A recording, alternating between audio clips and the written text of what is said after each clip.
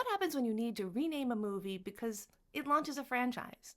Well, you get a retronym. In linguistics, a retronym is a name invented after the fact once the original is no longer enough. It literally means backward, Latin retro, name, Greek nym. And it was coined less than half a century ago by journalist Frank Mankiewicz. And it doesn't mean that the original name was wrong, it just stopped being sufficient. And we do this all the time in real life. Great examples include silent film, black and white TV, digital camera.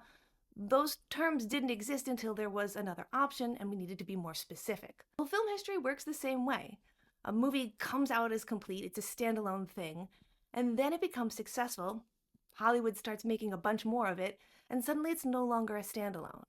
And when that happens, its original title has to do more work than it was probably designed to do. It has to be retitled, and that's when we get a retronym. The clearest example of this is Star Wars.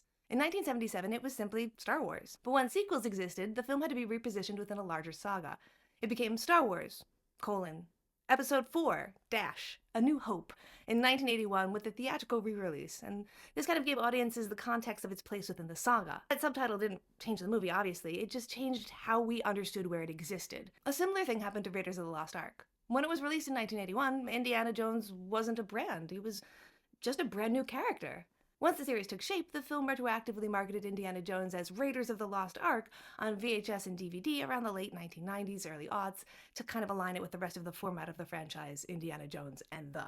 Even in television, this happens. Star Trek debuted in 1966 simply as Star Trek.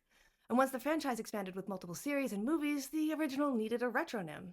And so we get Star Trek, the original series, a label that became common in the late 1990s to early aughts on home video branding and referencing. It's not a nickname, though. It is a historical designation. And just to be clear, adding a year isn't a retronym. A retronym adds meaning, not just specificity. It tells you what the movie is now in relation to other movies, not just the year that it came out. And so retronyms remind us that language and naming shift with context. Once a movie grows into a whole mythology, its original title stops being enough. Success changes context, and context forces language to evolve.